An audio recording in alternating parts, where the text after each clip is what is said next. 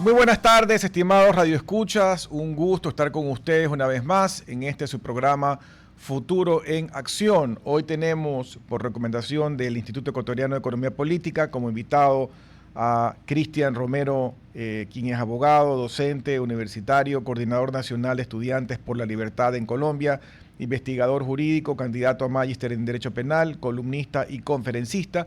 Y hablaremos su visión. Él está conectado por Zoom. Yo no sé si ya está conectado, todavía no.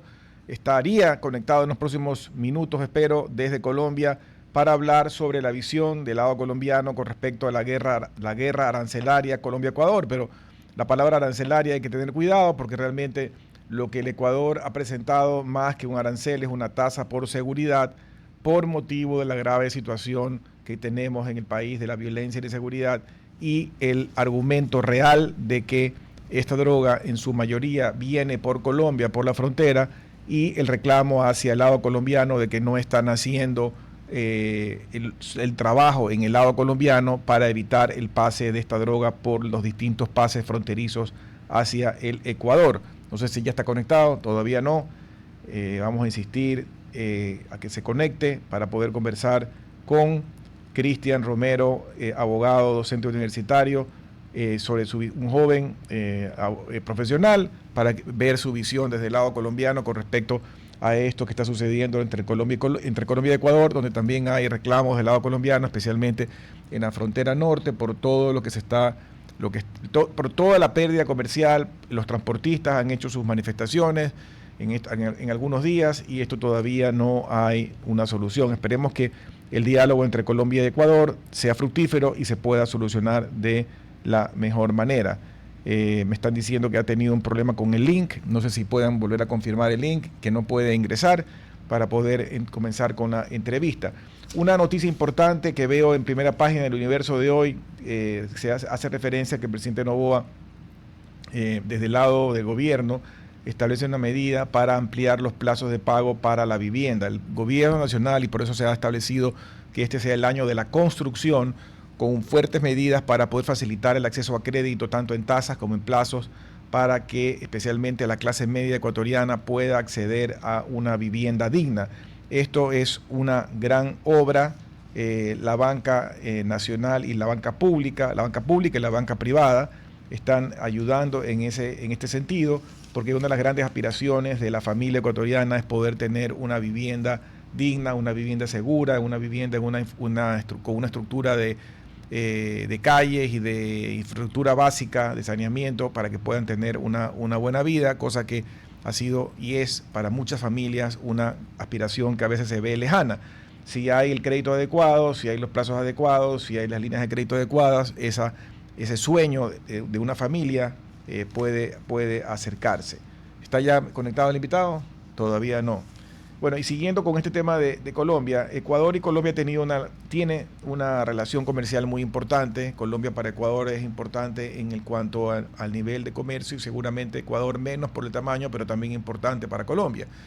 Sin embargo, a veces la relación se la ve desigual. Muchas personas se preocupan, por ejemplo, de esta relación que hay con Colombia con respecto a la venta de energía que hemos tenido por culpa nuestra, por culpa de que hemos tenido a lo largo de los últimos 30 años tantos problemas con infraestructura eléctrica. Se nos prometió ser más bien superavitarios en energía, se construyeron grandes centrales hidroeléctricas, muchas de ellas hoy en día presentan problemas técnicos, como la Coca-Cola Sinclair, y de la vuelta a la manzana damos la vuelta y resulta que no somos superavitarios, sino que volvemos a tener apagones, o hemos vuelto a tener apagones. En los últimos años no, ahora estamos con las represas más bien a full, pero sí es un tema que hay que tener resuelto hacia futuro. Bueno, ya está conectado con nosotros nuestro invitado, que ya lo presenté, Carlos Romero, abogado, docente universitario, coordinador nacional de estudiantes por la libertad Colombia, y uno de los temas que decidimos hablar con él tiene que ver con la visión del lado colombiano con respecto a esta guerra entre Colombia y Ecuador. Me refiero a guerra de tasas, guerra arancelaria o guerra comercial, que ha puesto en vilo a importadores y exportadores de ambos lados. ¿Cómo estás? Buenas tardes, gracias por conectarte, Cristian. ¿Qué es lo que se habla en Colombia con respecto a esto? ¿Cuál es la visión desde la óptica del lado colombiano con respecto a lo que está sucediendo en este impasse entre Colombia y Ecuador? Bueno, Primero que todo, muy buenas tardes. Excúsenme un poco la demora mientras me unía al espacio. Y este tema es muy controversial por estos días, sobre todo, incluso no solo en Ecuador, sino también acá en Colombia. Y es que estamos hablando a la expectativa de cómo puede resolverse esta situación. Hace contados días hablábamos de que creímos que esto iban a ser simplemente 2 semanas, que iba a pasar este tema y ya se iba a solucionar, iban a dialogar los mandatarios, pero vemos que todavía no ha habido esa posibilidad de diálogo entre esos dos mandatarios para poder socavar esa problemática del narcotráfico. Y empiezo con este tema para poder contestar tu pregunta, porque hace poco estaba leyendo unos tweets que ha sacado incluso personas cercanas al gobierno sobre este tema y mencionaban mucho de decir, bueno, Gustavo Petro todavía no se ha presentado allá y está mandando a personas para que vayan y bueno, digan, hey, desplieguen fuerzas, hagan esto, pero creo que es por un tema ya más electoral. Y esto ya es un punto de vista un poco personal, que creo que no quiere tener controversias internacionales, pero no le veo tampoco intenciones de querer solucionar este problema de raíz. ¿Por qué digo eso? Porque 4 años lleva el gobierno Petro realizando una política que nosotros llamamos, o bueno, que se conoce acá como política de paz total, y es el tema de tratar de llevar a cabo toda una política pacífica, por así decirlo, de negociaciones, de negociaciones con los grupos al margen de la ley, incluyendo de la frontera. O sea, que esta problemática de la frontera, él ya la tiene incluso antes de ingresar como mandatario, ya tenía pleno conocimiento de que esa zona pues generaba esa serie de situaciones al margen de la ley. Y mencionó incluso en el gobierno que se iba a someter a estos grupos que participaban activamente de estas actividades ilícitas, las iba a someter y esto iba a dejar de pasar. 4 años después, incluso después de lo que el presidente Noboa realiza con este tema de las imposiciones arancelarias, que mal o bien, en este caso nosotros decimos sí se está equivocando porque no puede atacar el comercio por un tema político, tema de seguridad, algo que debería conversar directamente con el exmandatario, que él dice, bueno, yo lo he tratado de conversar, pero él no está en esta página, pues el presidente Petro con estas acciones que realizó últimamente, de, oiga, despleguemos pie de fuerza pública a la frontera para tratar de solucionar este problema, es más porque está en un contexto electoral, más que de tratar de solucionar una problemática que conoce de hace meses, te decía, de hace años, conoce esto y todavía no se ha podido solucionar.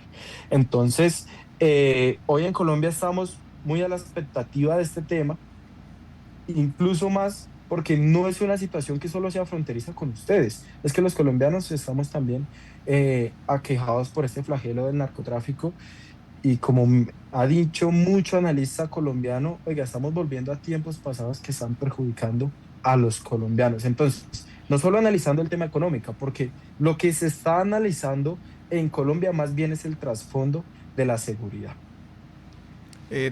Ya se nos ha unido también aquí a la mesa Juan Carlos de Granados. Y antes de darle paso a Juan Carlos, quería preguntarte sobre dos temas que quiero confirmar contigo. Uno que vi en una noticia, pero fue en redes sociales y no sé si es validado o no, con respecto a que en estos últimos días el presidente Petro sí había enviado un grupo importante, en el orden de miles de efectivos de las Fuerzas Armadas, a reforzar la frontera. No sé si en el lado colombiano esa noticia ha circulado, si está validada o no. Y la segunda pregunta es, yo entiendo que hacia la final de la gestión o durante la gestión del presidente Uribe, él hizo un gran esfuerzo para reducir el número de hectáreas de coca sembrada, especialmente en la frontera con Ecuador, pero que ese gran esfuerzo en los años posteriores a su mandato, cuando él ya salió con otros presidentes, más bien se retrocedió y hoy en día el número de hectáreas más bien ha crecido. Bueno, inicialmente lo que mencionas no es una noticia falsa. Fue algo que se mencionó también desde el Ministerio de Defensa, que se iba a realizar un despliegue de fuerzas allá. Entiendo que en este momento ya están, eh, pues por las noticias que han validado varios medios, no solo internacionales, sino locales, ya están allá tratando pues de solucionar este problema de frontera. Pero acá quiero hacer como esta cuña y es precisar que, oiga, estamos en un momento electoral. Entonces yo creo que es algo que no realiza simplemente por querer, oiga, vamos a beneficiar también a nuestro país aliado de tratar de solucionar esto, sino porque, oiga, me encuentro en un tema electoral, me cae mal que estén hablando en otro país en temas diplomáticos, que no quiero atacar este flagelo, y más que me acabo de reunir también con el mandatario estadounidense Donald Trump, y están más bien tratando de querer como apaciguar un poco esta controversia. Mira que el decreto que sacaron, el borrador del decreto, digo, oiga, 50% de aranzales, le está esperando que con esta primera movida que dice, oiga, despliego personas militares allá para que vayan y pues pongamos un poco más de presión a estos grupos al margen de la ley, porque todavía no han habido operativos directos hasta el momento, pues que conozcamos nosotros. Entonces, despliego un poco más de presión allá y espero pues que el presidente Novoa eh, baje un poco pues este tema arancelario que él plantea allá. Para tu segunda pregunta, es que desafortunadamente es lo que está ocurriendo. Tenemos aumento en grupos al margen de la ley, no solo grupos como el ELN o las FARC, que ustedes ya conocen muy bien, porque también son grupos que han hecho, no solo, es un crimen transnacional, es, no solo hacen, en términos colombianos, desmanes acá en Colombia, sino este grupo de delincuentes también opera a nivel internacional. Y han crecido sin duda alguna, el tema de los cultivos ilícitos. ¿Por qué?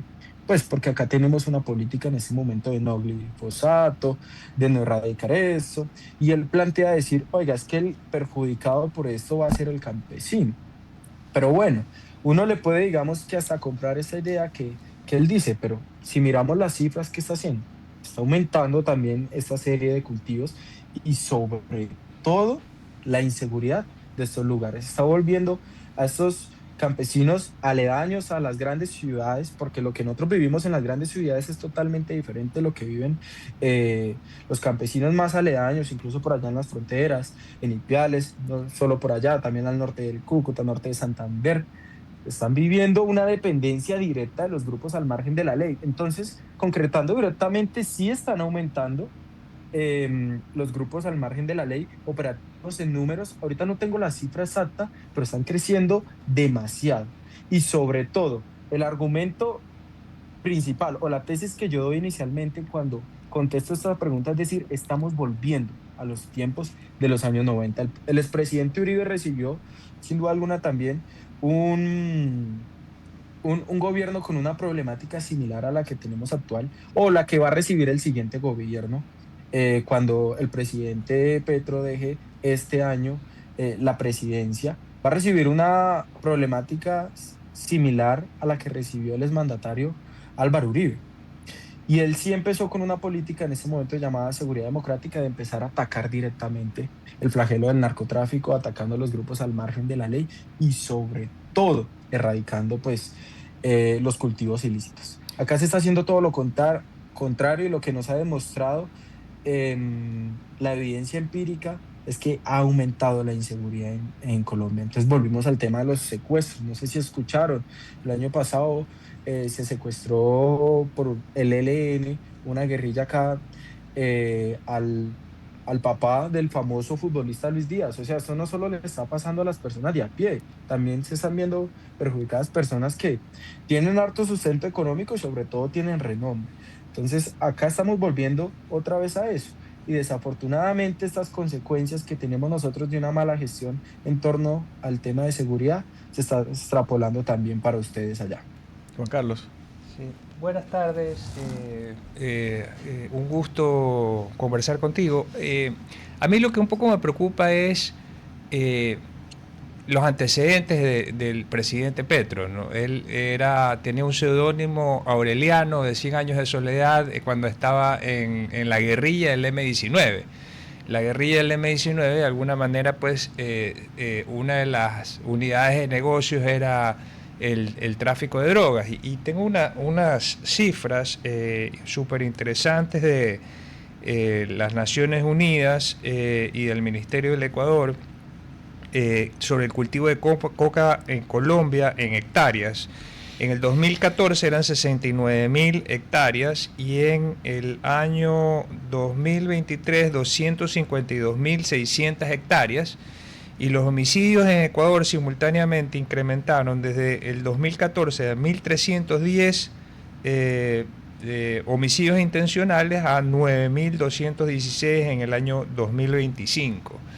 Y entonces, más allá de lo electoral que tú lo mencionas acertadamente, con estos antecedentes del presidente Petro, a mí, y ya su salida, entiendo, en junio de este año, me preocupa, pues, ojalá que por el tema electoral, pues él quiera corregir esta situación y cambiar la percepción que tiene el mundo de él.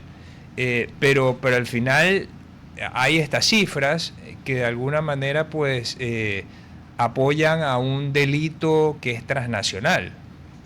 Exacto. Tienes toda la razón, incluso esas cifras de la ONU las conocemos acá muy, muy bien.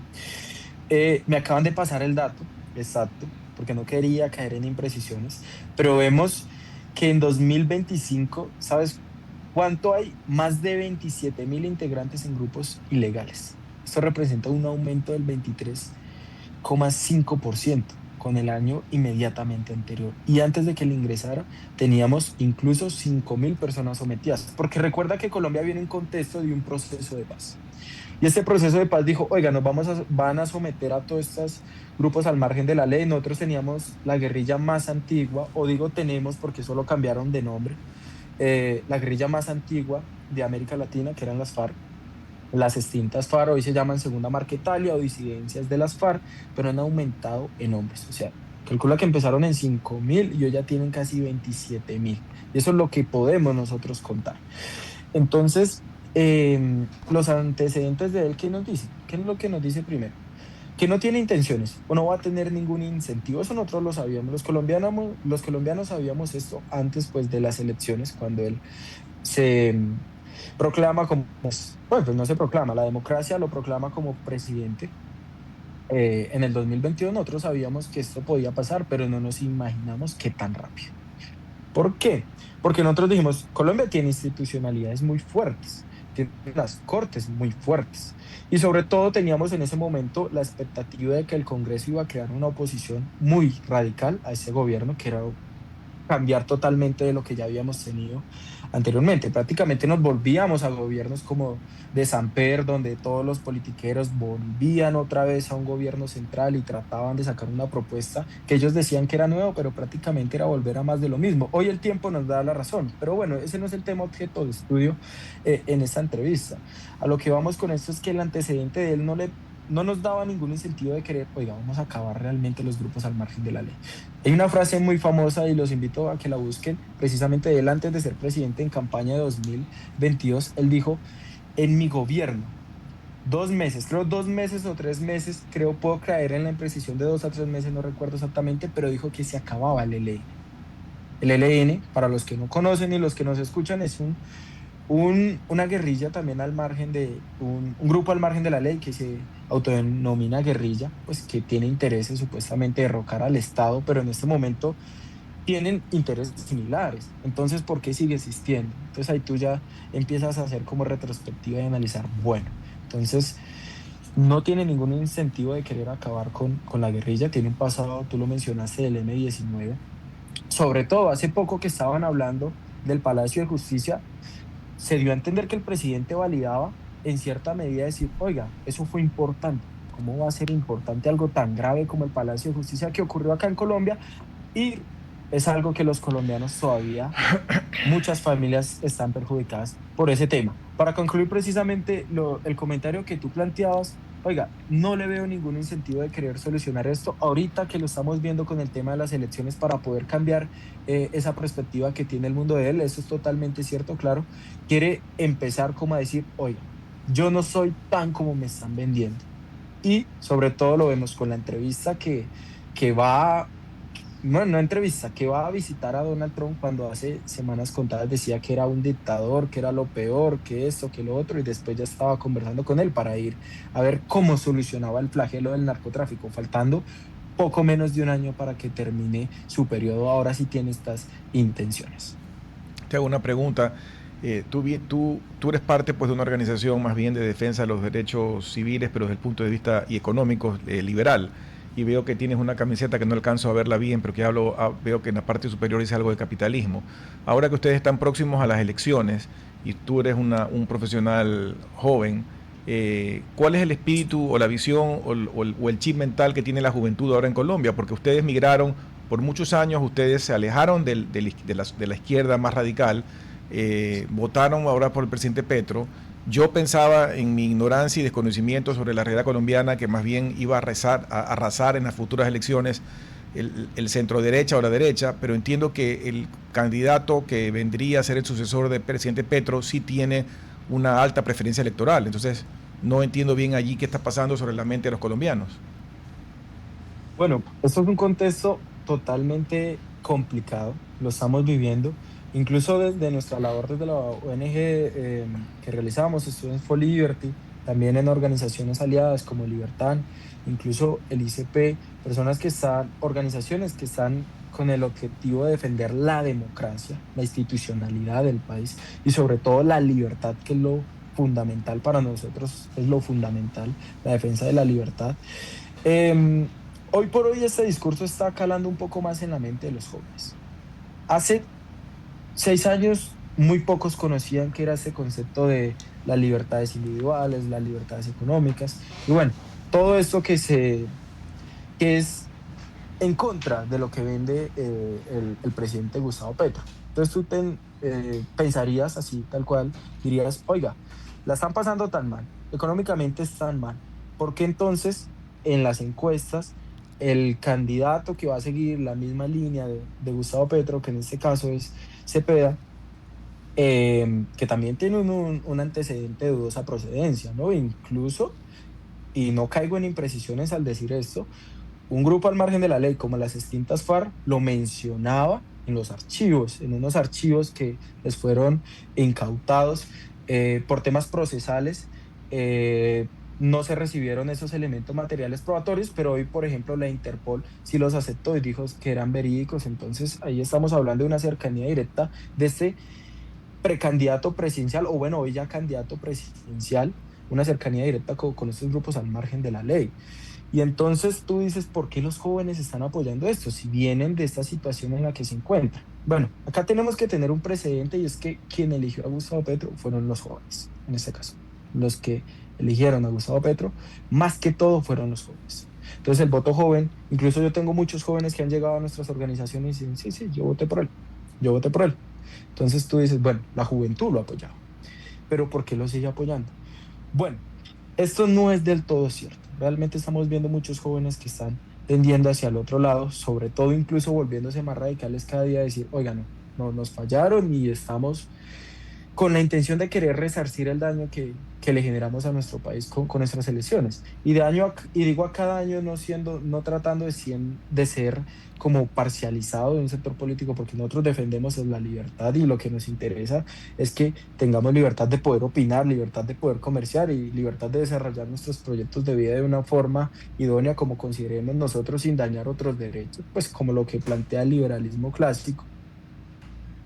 Pero los jóvenes entonces terminan diciendo, bueno, este señor sí nos falló, y mira todo lo que estamos viendo, todas las consecuencias que se están generando por esto, pero es que no lo dejaron hacer nada. Y esa es una postura de gran parte también, de gran parte de la juventud colombiana, que todavía sigue apoyando este proyecto político. Y es que dice que no le dejaron hacer nada. Digo, o sea, ¿cómo que no le dejaron hacer nada? Bueno, sí, le tumbaron 4 reformas, pasó la reforma pensional, la reforma tributaria, pero bueno, no dejaron pasar la reforma a la salud, tampoco dejaron pasar la reforma electoral. Entonces dicen, bueno, tumbaron varias reformas y por eso no podemos vivir en los índices de prosperidad que él nos prometió. Entonces siguen creyendo en eso, porque siguen creyendo pues de esos discursos vacíos, de ese falso salvador que va a llegar a salvarles la vida, y es porque los están haciendo muy, muy dependientes del Estado. Entonces, el problema de esto, y es que tú ves, oiga, más ahora que Colombia está atravesando un momento difícil, escasean las oportunidades. Y estos personajes que apoyan a Cepeda y bueno, todo el proyecto político les dicen, oiga, apóyeme y nosotros les vamos a dar oportunidades. Y entonces, pues, tú ves que las encuestas los terminan favoreciendo. Pero yo creo hoy por hoy, y lo que he visto últimamente en todas estas actividades que realizamos día a día, es que está cambiando el pensamiento y sobre todo las encuestas en este caso no están siendo tan acertadas. Podríamos dar un panorama más acertado después de las votaciones que vamos a tener ahorita el domingo. Después de esas ya podemos decir, oiga, el Congreso quedó de esta forma, estructurado de esta forma y sobre todo las consultas quedaron de esta forma. Entonces ya podemos dar un panorama más acertado de si puede o no llegar a la presidencia. Yo espero realmente que estas ideas estatistas, colectivistas que están perjudicando directamente a Colombia, la evidencia empírica nos la está demostrando, que están perjudicando directamente a Colombia, en este momento no continúen ese proceso. Bueno, vamos a un corte breve y regresamos enseguida. RTP 965, a la conquista del mundo digital. Programas de opinión con referentes de la comunicación. Noticias para contar todo lo que está pasando en todo momento. Una variedad de segmentos con lo que necesitas saber. Todo para mantener a nuestra audiencia y seguidores siempre bien informados. Siempre RTP. Buena compañía. Gracias por regresar con nosotros a su programa Futuro en Acción. Para las personas que recién se enganchan, estamos conversando con Cristian Romero, abogado, docente universitario, coordinador nacional de Estudiantes por la Libertad Colombia. Hemos venido hablando sobre esta relación tensa actualmente entre Ecuador y Colombia. Juan Carlos. Sí, Cristian, te quería hacer una consulta. Hace unos días se anunció por parte del gobierno de Colombia que había un proyecto de subir los aranceles a ciertos productos ecuatorianos el 50% como una medida recíproca a lo que ha hecho el Ecuador. ¿Eso ya está en vigencia o todavía no entra en vigencia? Todavía no está en vigencia. Fue un borrador que se presentó. Colombia no ha puesto en marcha ese 50% de los aranceles. Todavía se mantiene el 30% inicialmente, que fue recíproco con la primera medida que tomó el exmandatario Noboa. ¿Y qué opina las personas en Colombia en relación a esta medida a principios de año de parte del gobierno ecuatoriano de aplicar esta tasa arancelaria como consecuencia de la inseguridad que el gobierno ecuatoriano fundamenta en que no hay un trabajo de seguridad en el lado colombiano? Más allá de que si estemos de acuerdo en esa fundamentación jurídica, ¿qué opina Colombia la mayoría de los ciudadanos colombianos en relación a este tema? Después la respuesta recíproca del gobierno colombiano y la contra réplica del gobierno ecuatoriano subiendo finalmente hasta el 50%, con esta fundamentación en el tema de la seguridad. Bueno, lo primero que está generando este ambiente es incertidumbre empresarial. 2.500 empresarios en Nariño y Putumayo, y esto está generando más que todo afectaciones logísticas en Ipiales, riesgos para agroexportadores y un aumento directo en los insumos industriales. Eso es lo que más está afectando directamente a Colombia. A nosotros, en primera medida, no nos estamos viendo tan perjudicados como ustedes, precisamente porque ustedes, digamos, también algo influye acá, es un tema económico, es que ustedes tienen un dinero, su moneda es dólar, la de nosotros es pesos colombianos. Entonces, el impacto que genera ponerle el 30% o el 50%, pues lo termina licuando la tasa de cambio, ¿no? Entonces, no lo están viviendo de inmediato, por ejemplo, en la capital. Muchas cosas que exportamos directamente desde allá, como el camarón, el tema del salmón, pues no lo estamos viviendo hasta ahora acá de una forma, ¿cómo te digo? El riesgo no lo vemos tan económico, todavía no lo sentimos de esa forma, lo está sintiendo directamente la población de Nariño y Putumayo y los que están en la zona fronteriza, porque realmente son los perjudicados. Estamos hablando de muchas empresas que comercian y dependen sobre todo del comercio entre Ecuador y Colombia, y como consecuencia de estas medidas y sobre todo también recíprocas, cuando fue el 30 y el 30%, se estaban viendo supremamente perjudicadas. Y ellos decían, oye, ¿nos están obligando a qué?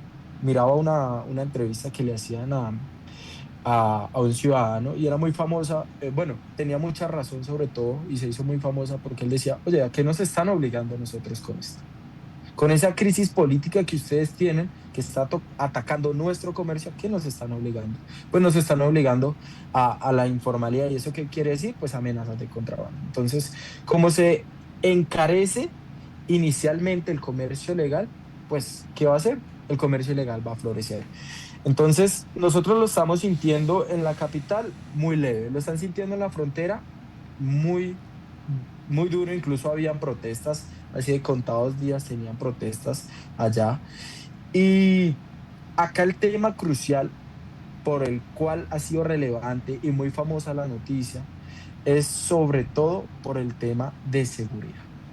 El tema de seguridad es lo que más nosotros estamos diciendo. Oiga, esto realmente está quejando también a otro país.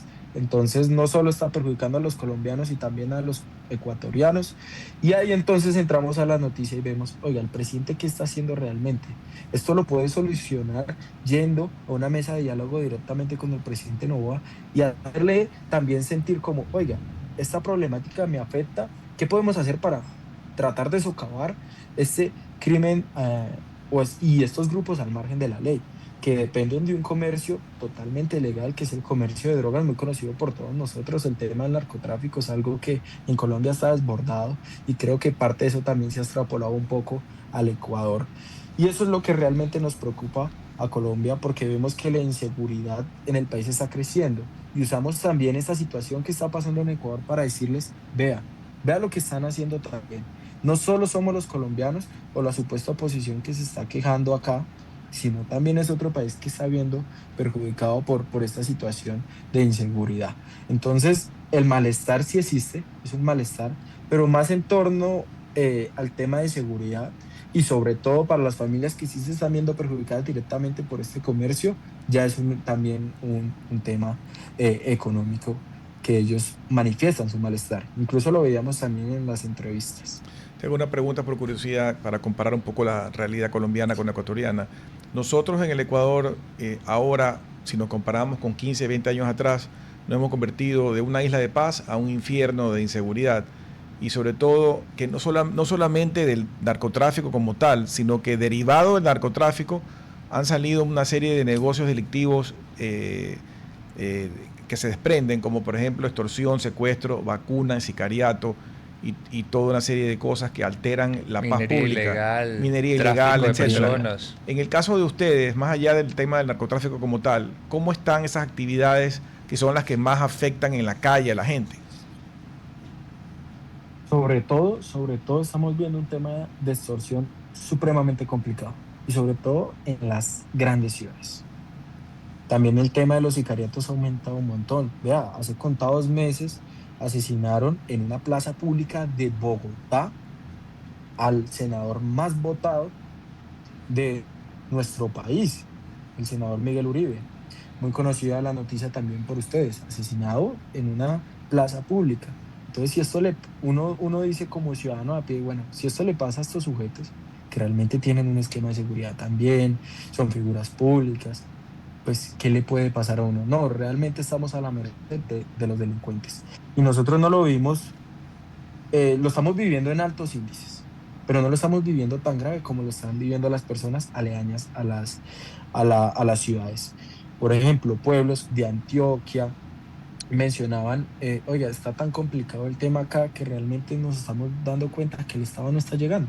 Realmente quien está controlando, primero la economía, por toda esta serie de acciones y actividades que ustedes mencionaban, minería ilegal, sobre todo la minería ilegal también ha sido fuerte para financiar a estos grupos al margen de la ley, narcotráfico. Entonces están cambiando cultivos lícitos por cultivos ilícitos y están viéndose coaccionados creo que la palabra más exacta sería también coartados por parte de estos grupos al margen de la ley y por la ausencia que llaman ellos del Estado.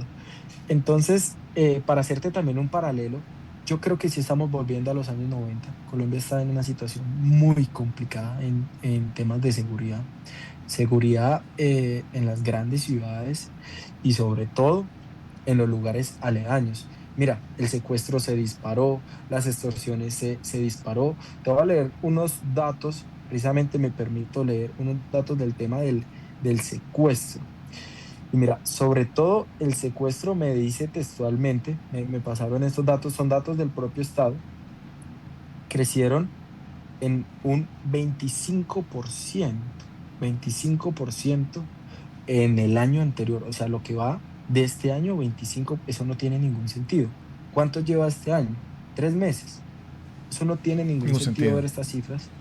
ver estas cifras, cómo están aumentando de una forma, uno dice, pero esto sí será cierto, y bueno, va uno y mira, son las mismas cifras del Estado. Entonces ellos dicen, no, es que estamos viendo acá también otra introducción de otros mercados, del tema del crimen transnacional, entonces también el crecimiento de otros grupos, que ya veía que le estaban echando la culpa a, a México, que tenía supuestamente, seguramente comercia, pero que tenía dominado qué pena. Sí, Sí, estamos sí, al aire, estamos al aire. Ok, ok, qué pena. Que tenía dominado la zona del Catatumbo. Yo decía, bueno, entonces el gobierno se dedicó, fue precisamente a eso, como tratar de apaciguar las cifras, maquillarlas un poco y decir que no les pertenece. Eso no tiene ningún sentido. Estamos volviendo realmente a los años 90 en torno a temas de seguridad. Y mire, a consecuencia de esto, el crecimiento desmedido de los grupos al margen de la ley. Entonces, los indicadores hoy de violencia, hoy por hoy, está muy superior al promedio de América Latina. No sé si tienes el dato comparado con los años 90, es decir, para ver si hay un crecimiento en la violencia en Colombia o si no tienes ese dato, pero en todo caso, se mencionaba aquí, Giovanni mencionaba lo de la minería ilegal, porque resulta que ahora por cada, es decir, el oro está siendo ya en Ecuador más rentable que la droga antes de ser comercializada, y el oro pues cuando uno lo tiene sobre la mesa pues ya tiene dinero, y con la droga pues habría que transportarla y venderla en los otros mercados donde está. Entonces, son crímenes al final transnacionales que tenemos que operar y solucionar entre ambos países, porque Colombia puede hacer un gran trabajo o Ecuador puede hacer un gran trabajo, pero estamos vinculados por esta delincuencia internacional que tiene varios tipos de unidades de negocios. Y tal vez eso es lo que nos falta, poder hacer esa cooperación efectiva con Estados Unidos también, porque Estados Unidos pone a los consumidores, y de esa manera poder solucionar este desafío que al final está complicándonos la vida a los ciudadanos americanos, colombianos y ecuatorianos. Tengo un dato que me compartieron, una noticia del tiempo, no lo he revisado puntualmente, me lo enviaron. Mira, dice, en 1900 llegó cerca a 80 homicidios por 100.000 habitantes, 80 homicidios por 100.000 habitantes, comparando por el tema de ¿En homicidios. qué año? La situación en 1990, los 90, 1990. sí, que fue el pico de la violencia, ¿no? Eso es muy famoso, el tema de los carteles de la droga, cartel de Medellín, cartel de Cali. Colombia vivía una situación muy complicada en ese momento, que fue el pico de la violencia. Y en 2025, 2024, analicé hasta 2025, ronda aproximadamente 25 homicidios por 100.000 habitantes. Entonces, ¿cómo interpretamos nosotros esto? Estamos volviendo a una situación muy complicada. ¿Por qué? Porque si lo analizamos 2006, 2007, cuando la violencia bajó comparadamente, pues veníamos de ser el país más violento de América Latina en los años 90, con todo el tema del cartel de la droga y todo eso, y baja en picada para el 2006, 2007 creo que fue la más baja, ya estoy pidiendo ese dato puntual para no caer en imprecisiones. Ahora estamos volviendo otra vez a subir realmente. Y entonces tú miras la comparación y dices, bueno, hoy Colombia tiene un tercio de la tasa de homicidios que tenía en los 90, pero no tenemos esa guerra de carteles que teníamos en ese momento. Entonces tú dices, bueno, el contexto era totalmente diferente, igual era elevado, pero ahora se supone que no tienen ese contexto porque ese contexto se fue, se eliminó, ya eso supuestamente no existe y por qué entonces tienen tasas tan elevadas. Entonces, acá vemos, ¿no? Los carteles de la droga todavía siguen operando acá en Colombia, solo que pues tiene un nombre totalmente diferente, organizaciones totalmente diferentes, como el Clan del Golfo, y quien se apropió de ese mercado fue las guerrillas. Usted mencionaba el tema de la minería ilegal, y eso es supremamente importante también, porque nuestro país también tiene ese problema gigantesco, y es que esta actividad ilegal, quien la está manejando son el tema de las guerrillas. Las guerrillas. Es imposible. Las empresas privadas que tenían incluso concesiones con el Estado para poder operar y extraer oro, incluso plata, fueron expulsadas por el tema de los grupos al margen de la ley. Entonces, esto es sabiendo una situación. Yo creo que en este momento, tú me preguntas, bueno, no me preguntaste, pero yo creo que en este momento, si alguien me preguntara, oiga, ¿cuál es la situación más complicada o el panorama más complicado que ha vivido el país en estos últimos 26 años? Yo te diría 2026. Yo tengo una 2026. pregunta con respecto a la injerencia ahora de esta política nueva de los de seguridad de los Estados Unidos. El presidente Petro se reunió hace poco tiempo con el presidente Trump. El presidente Trump tiene una relación cercana también con el presidente Noboa en Ecuador. Él está haciendo, creo que ya hizo una invitación hace poco en Estados Unidos, ahora creo que hay otra invitación sobre este frente de defensa nuevo. ¿Cómo tú crees que pesa esta nueva postura de los Estados Unidos sobre Colombia? ¿Esto lo frena de alguna manera el presidente Petro? ¿Va a tener algún rol con respecto a las nuevas elecciones? Totalmente. Para mí es fundamental la presión que está teniendo Estados Unidos en torno a las elecciones en Colombia. Y te voy a explicar sencillamente por qué. Mira lo que hicieron en Venezuela, iniciando. Mira, tú analizas la postura que tenía Petro en ese momento con los Estados Unidos y sobre todo con el presidente Trump, era totalmente negativa. Él no quería hablar, él no tenía visa en ese momento. Hace unos meses del suceso de Venezuela estaba con un megáfono gritando en Nueva York y tú ves diciéndole que no le hicieran caso al presidente Trump, le quitan la visa, entonces lo ponen en esta lista Clinton que termina haciéndolo pasar osos de carácter internacional, osos como pena de carácter internacional, de no poder tanquear, eh, no poder pagar para poder tanquear gasolina del avión presidencial en Europa. Entonces tú dices, bueno, oiga, ¿cómo este sujeto sigue comportándose así? Después de todas esas represalias, él seguía diciendo y seguía en el mood de decir, no, el imperio yanqui son los malos, Tron es el malo, Tron esto, Tron lo otro, y todos los días se levantaba incluso peor. Imagina toda la crisis de visado americano que generó en Colombia, cuando incluso nos amenazaron con el tema de los aranceles también de ponérnoslo Estados Unidos hacia Colombia, y toda esa guerra diplomática que hubo también entre Colombia y Estados Unidos. Pero cuando ocurre lo de Venezuela y esa presión tan dura de Trump acá, y sobre todo en tema electoral, cambió el chip. Entonces ahora sí me quiero reunir, y de pronto tenía una gorra la gorra de maca del presidente Trump diciendo, bueno, vamos a atacar ahora sí el narcotráfico. Entonces tú analizas esa postura y dices, bueno, está influyendo realmente en las elecciones, y sobre todo está influyendo en que las elecciones se hagan de forma libre y transparente. Hace poco salió en Televisión Nacional, la semana pasada, salió en Televisión Nacional a decir y demostrar que había un fraude electoral. ¿Sabes por qué? Porque él está viendo que puede perder las elecciones. Entonces, ahora sí el sistema no funciona, pero fue el mismo sistema que lo eligió hace 4 años, ¿no? Hace menos de 4 años, en 2022, lo eligió el mismo sistema. Él no lo ha cambiado, él es el que está poniendo pues las reglas de juego. Entonces, o respetando las reglas de juego que ya estaban. Y ahora está diciendo eso y está pidiendo ayuda acá, está pidiendo ayuda allá, diciendo, oiga, por favor sean garantes de que estas elecciones se hagan legal.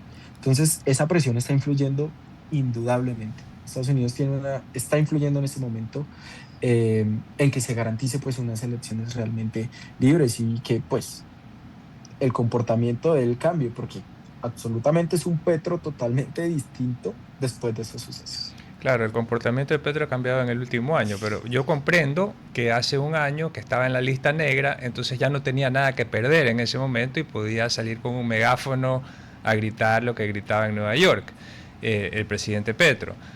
Pero resulta que ahora, después de lo de Maduro y la intervención militar de Estados Unidos en Venezuela, y aparte de eso, pues a posteriori, la del Shah de Irán, Sí.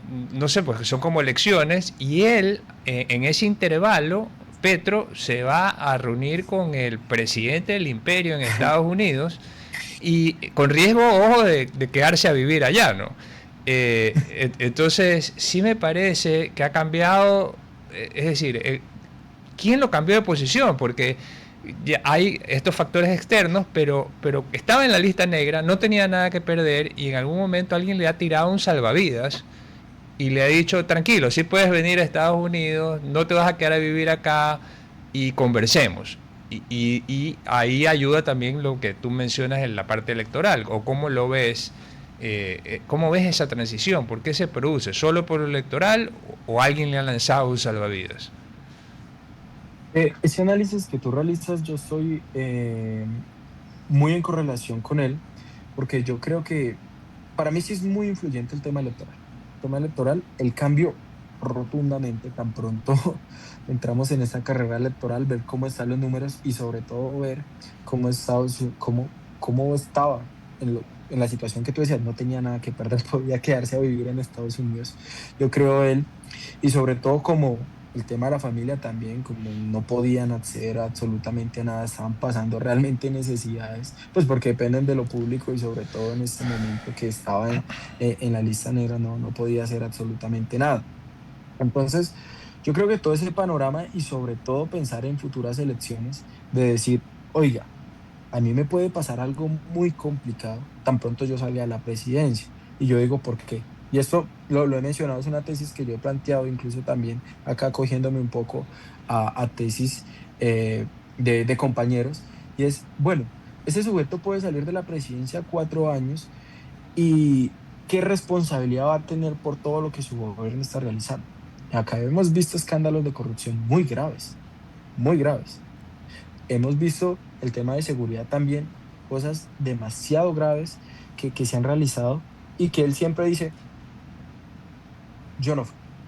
Yo no fui, como con el tema del hijo. Yo no sé si conocen esa famosa frase de cuando el hijo estaba en audiencia de formulación de imputación acá en un proceso penal, investigado e investigado por el tema por la fiscalía, por el tema de su campaña, que fue ya comprobado precisamente de que sí hubieron y malversación de fondos. Él llega y dice una famosa frase que él dice, yo no lo creí. Así dice, con el tema del hijo. Pueden buscarla por ahí.